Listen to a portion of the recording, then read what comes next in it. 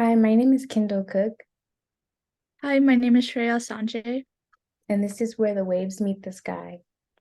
evaluating disparities in air quality between coastal and inland regions and the aftermath of Canada's wildfire outbreak. Our research questions are: how does the air quality near the coast differ from the air quality inland? And how do past trends compare to the recent effects of the wildfires in Canada? The objectives for this project were to examine the difference in air qualities between two regions depending on their respective location. We also studied the impact of wind direction, wind speed, and PM 2.5 had on air quality in addition to the path of Canada's wildfire spread. Lastly, we compared the effects Canada's wildfire had on inland and coastal regions. For our study areas, we chose Long Island and Albany.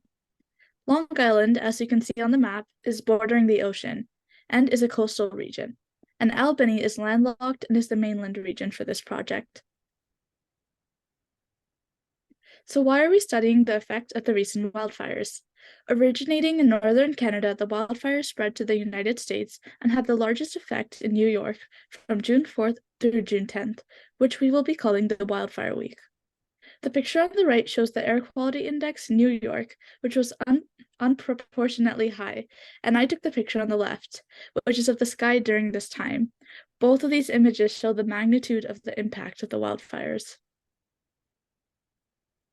These are the sources where we got our data. Sky color is one of the qualitative factors, and it is the first factor that we're studying. And it can aid in comparing air qualities. The lighter colors in this map represent a milky sky or worse air quality, whereas the darker colors represent a blue sky or better air quality. At the start of this process, we looked at how sky color in coastal regions compared to inland for the entirety of the United States. In the northeast area, highlighted by the red circle, we can see that there's a greater frequency of sites that have reported a milky sky inland compared to along the coast. This sparked our interest and led us to explore the same phenomenon in our study area. This map was created using data from March through May of 2023, which preceded the wildfire week, and it is the time span for the standard trend for this and the rest of our factors. In this map, we see the same thing, with a greater number of sites reporting milky skies near Albany and inland compared to along the coast. Particulate matter 2.5 is the next factor, and is one of the more dangerous effects of bad air quality, and high concentrations of it is an important indicator of poor air quality. During the standard trend time span, Albany, which is in red, had higher concentrations of PM 2.5 compared to Long Island, which is in blue, signifying worse air quality in Albany. The graph on the right shows the PM 2.5 measurements during the wildfire week. And during the wildfire week, Long Island's PM 2.5 measurement, according to Purple Air, was nearly twice as high as Albany's. Long Island reached a whopping 400 micrograms per cubic meter of air, whereas Albany's peaked at approximately 275. Nevertheless, many factors could have led to this wild event, such as wind direction and speed. And note that the y-axis scale for the standard trend is 0 to 40, while the scale for the wildfire trend is 0 to 400. This goes to show just how poor the air quality was in these areas during the week. Wind speed is the next factor that we use to compare air quality. The standard trend graph on the left shows that on average, Albany had a lower wind speed, which is shown in blue, meaning that the pollutants in the air are less dispersed and the air quality is worse over the region. The graph on the right shows the wind speed for the wildfire week, and it shows the hourly wind speed from June 4th to June 10th.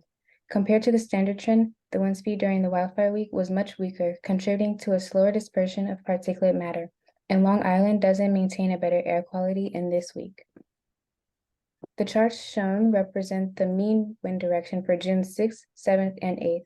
These 3 days were impactful because they were the worst days during the wildfire week. The chart on the left displays the most recurring wind direction for Albany being west. The chart on the right shows the most frequent wind direction for Long Island being northwest. To better visualize, this map exhibits the course the wind traveled throughout June 6th through June 8th. This map shows wind direction data collected over the course of the 2 months of our standard trend, and a majority of the arrows are pointing northwest or in the direction of Albany, meaning that the pollutants in the air are traveling from New York City and Long Island to the inland areas. This factor can also explain why Albany could have a worse air quality over this time, as the wind is carrying more of the pollutants towards it. To answer the research questions, we can conclude that the air quality near the coast is better than the air quality inland, based on the factors observed.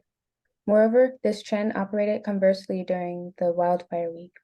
Additionally, we found that wind direction had a substantial impact on the spread of wildfires and can explain why Long Island's air quality was more greatly hindered during the wildfire week.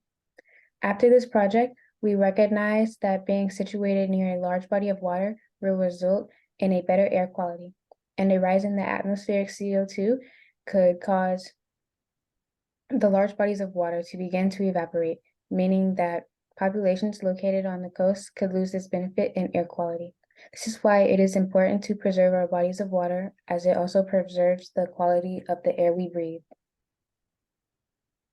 Our future steps, if time permits, include looking deeper onto why Long Island was more profoundly impacted by the wildfires, and what other factors caused coastal regions to have better air quality than inland regions. Additionally, we plan to expand this research by adding more coastal and inland cities to make a more versatile closure to our questions. Lastly, we could continue our research on how to mitigate the effects of global warming and reducing the CO2 emissions rate. We would like to acknowledge our Air Quality Initiative mentors, as well as the SEAS intern program. And these are our sources. Thank you so much for listening. Thank you.